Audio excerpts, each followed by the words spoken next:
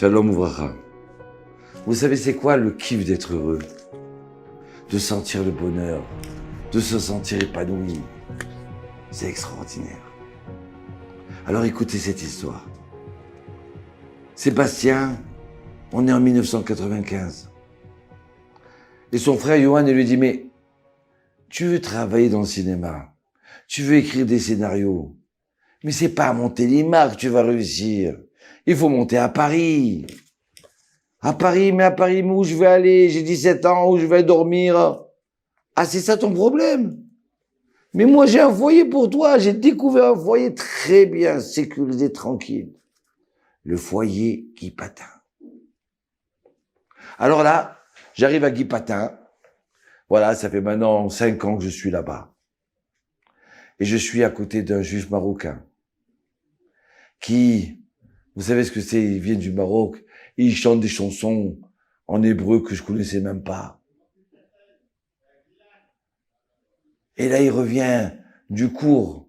Mais qu'est-ce qu'il a fait? À quel cours tu es parti? C'était le rabbin Tchitrit.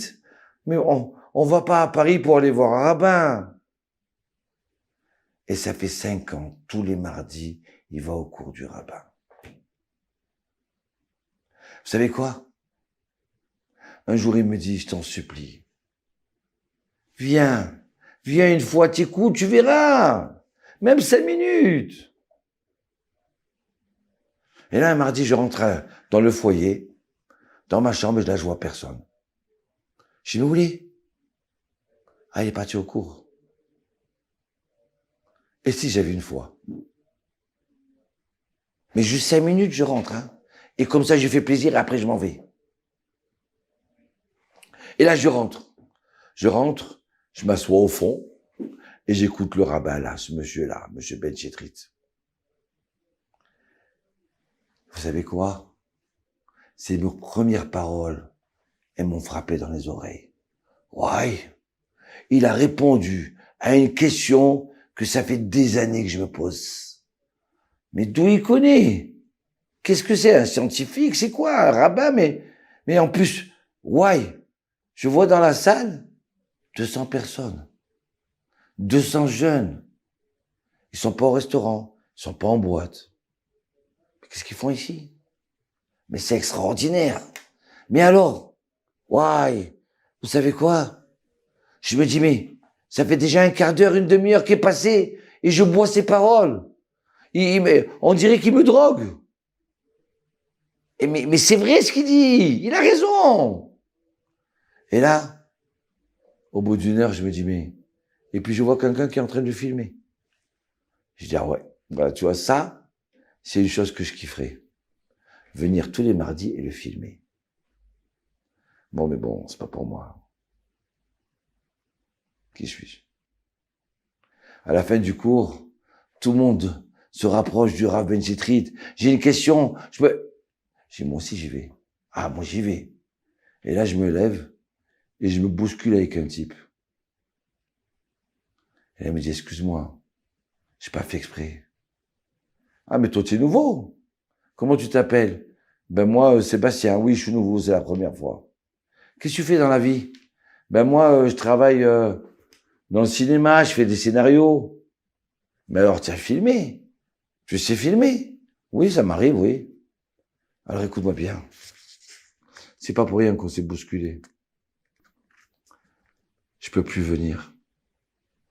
J'ai changé de ville. Il faut que tu me remplaces. Et là, je dis, attends, j'ai pas compris, là. Je viens de découvrir un rabbin. J'ai senti les paroles qu'il m'a parlé. Je rêve de filmer. Et toi, mon Dieu, tu me dis de filmer tous les mardis maintenant. Mais, non, écoute-moi, je t'en supplie, y a pas de mais. Vas-y, dis oui. Bon, d'accord. Et voilà. Ça fait des mois que je filme. Et je bois ces paroles de ce rabbin. Je danse tout seul. Et là, on est en décembre 2001. Écoutez bien. Vendredi matin, il neige, il fait glacer. Et j'ai dit à Hachem, je veux une journée entièrement te donner à toi. Oui, je veux te la donner à toi, Hachem. Alors je vais aller à la prière. Alors je rentre dans cette synagogue qui est à côté de chez moi, alors que j'allais presque jamais. Je rentre et je fais ma prière. Alors, je fais juste le schéma. Et après, j'ai commencé les brachot de la Mida. Au début, je faisais une bracha, 2 brachas. Là, maintenant, j'ai décidé, je vais faire une entière. La Hamida entière. Mais c'est long. C'est pas grave. Et là, je termine ma prière. Je me tourne, ils sont tous partis. Mais je suis content. Je fais Ose Shalom Ibrumav. Où il y a Ose Shalom Alenu. Vel Kol Amo Israël. La fin de la Mida, le rabbin Chitrit a expliqué. Celui qui fait le shalom dans le ciel, hein, c'est lui, Hachem. Si tu es entier avec Dieu, alors aussi tu auras le shalom avec ton prochain. Et le shalom en toi. Il y a des fois des gens, ils se disputent avec leur femme, avec leur mari, avec leurs voisins, avec leurs amis. Et ouais, tu as vu ce qu'il m'a fait? Mais peut-être que si tu es en dispute, c'est parce que tu n'es pas en paix avec Hachem. Tu n'es pas complet avec Hachem. Tu comprends? Bon, alors voilà, j'ai terminé cette mitzvah, maintenant je veux une autre mitzvah. Alors je vais aller au mikvé. Je rentre au mikvé. Et juste avant d'entrer dans le mikvé, mon papa il m'appelle. Allô papa? Ah, mon fils Sébastien, comment ça va? Papa, comme je suis heureux. Tu veux pas savoir. J'ai découvert une nouvelle voie. Aïe, aïe, aïe. Et là, mon père, il me dit, mon fils, je suis heureux pour toi. Je vois ton sourire dans le téléphone, je le vois. Je le ressens. Allez, ben, Sébastien, bonne chance. Papa, si je peux me permettre. C'est possible de m'appeler Shimshon au lieu de Sébastien? Mais bien sûr, Shimshon. De toute façon, tu as été toujours un héros. Tu as été toujours un homme beaucoup plus fort de ce qu'on espérait de toi. Vas-y, Shimshon, bonne chance, Shimshon. Et là, je suis content. Je rentre dans le mikvé et je ressors.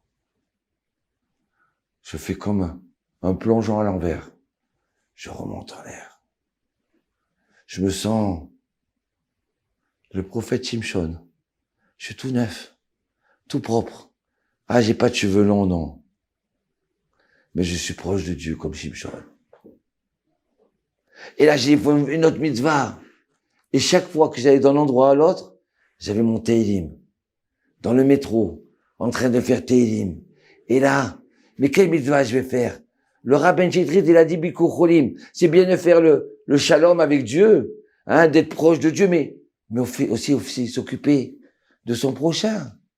Alors, je vais aller voir un malade. Je vais aller voir un malade. Ouais. Et qui je vais voir? Quel hôpital? Ouais. Mais je vais voir Mémé. Mémé, elle est dans la maison de retraite. Et là, je cours. Encore avec mes télim. Et je rentre dans la maison de retraite. Et là, je vois ma grand-mère de loin. Sébastien, c'est toi! Et je la vois danser. Elle est toute contente.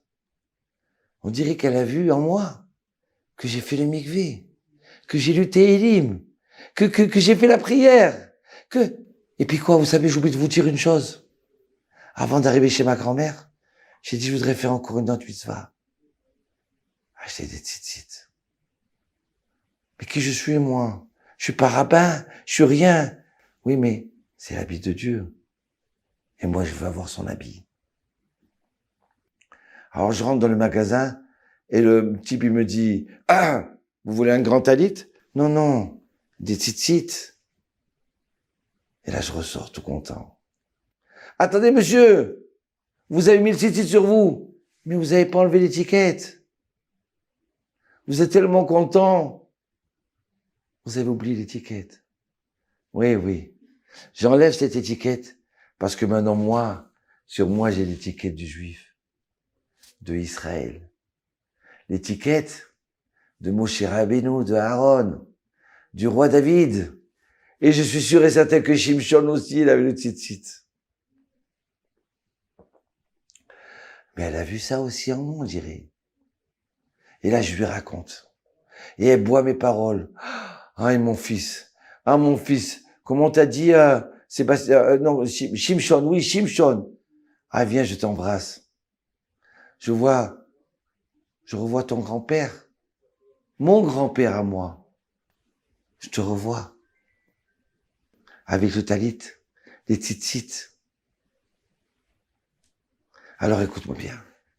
Allez, rentre à la maison. Et là, je rentre, mais c'est Shabbat. J'ai pas eu le temps de préparer Shabbat. Comment je fais là? Oui. Mais c'est pas grave. Je vais pas m'inquiéter. Moi, maximum, je suis rassasié de mitzvot. J'ai pas faim. Je vais à la synagogue. Et là, je me prépare. Le rabbin Tchétrit, il a dit, on se prépare dès le vendredi soir. Pas on reste le vendredi soir en haillons. Et samedi matin, on se met chaussures en cuir et tout ça.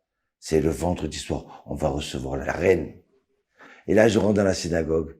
Les Radodi Likrat Kala. Et oui, je reçois la reine du Shabbat. Boïkala, viens ma reine du Shabbat. Je ressens le Shabbat qui rentre en moi.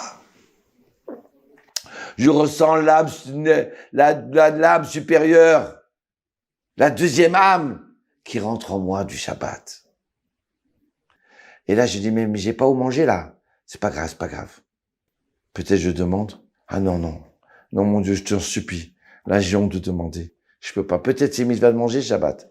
Mais là, j'ai honte de demander. C'est pas grave. C'est pas grave, je mange pas. Et là, le rabbin, il m'appelle. Shimshon, tu peux me rendre service? Je dis quoi? J'ai pas d'invité ce Shabbat. Tu peux venir chez moi. Je sais que tu habites toi à côté de la synagogue à 5 minutes.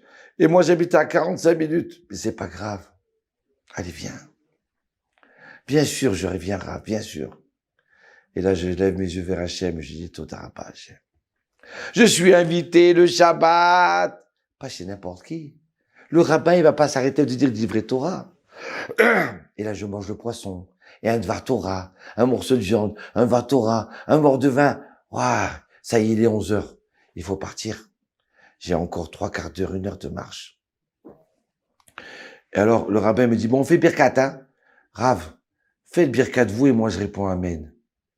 Parce qu'autrement, ça va me durer 1 heure. Vous comprenez? Et là, le rabbin, il dit, mais moi, ça me dérange pas. Vas-y, fais-le. Ça durera 1 heure, je suis à côté de toi, je suis content. Tu étais mon invité, tu te rends compte? Et alors, je commence par Our, Ata, Hachem. Je me trompe, je reviens en arrière. Et c'est déjà 1/4 d'heure. Et je commence Poter et Yadera. Ça va me prendre du temps. C'est pas grave. Il a dit, je continue. De temps en temps, je transpire, je prends la serviette. Je voudrais voir la montre, mais je regarde pas la montre. Non, pas question. Et il est terminé. Minuit. 1 heure de temps, le Birkat Amazon. Et là, le Rav, il me dit, allez, Shimshon, rentre chez toi. Je rentre, il fait froid. C'est chaud dans mon cœur, je suis content. Mais de l'extérieur, il fait glacer. Mais je vais rentrer dans une rue qui est isolée. Je pourrais pas faire le code pour entrer. Et là, je me dis, attends, qu'est-ce qu'il disait le rabbin Tchétrit? On ne s'angoisse pas. Chaque chose dans son temps. D'accord? Quand j'arriverai, on verra bien. Et là, j'arrive. Je vois personne. Il n'y a pas ni de boom, ni d'ambiance. Elle est morte, la rue. Je regarde la montre, il est 1 heure. Je peux pas faire le code. Et là, je sens que Hachem, il me dit, mais parle, demande. Et moi, je suis quelqu'un de renfermé. Et là, j'ai Hachem. Ce matin, j'ai fait une journée pour Dieu. J'ai fait la prière. J'ai fait le mikvé. J'ai fait tzitzit. J'ai fait Bikur Cholim. Hachem. Bikur Cholim. J'ai vu ma grand-mère. Alors, maintenant, je peux pas faire le code, c'est Shabbat. Et je termine. C'est Shabbat. De ce coup, j'entends une voiture avec les phares allumés qui rentrent. à quel numéro elle va s'arrêter? Elle s'arrête à mon numéro? Mais c'est impossible! Ribono sur l'Olam, une voiture, mon numéro. Elle descend de la voiture. Peut-être elle va me demander du feu. Peut-être. Non. Elle passe devant la porte. Elle fait le code.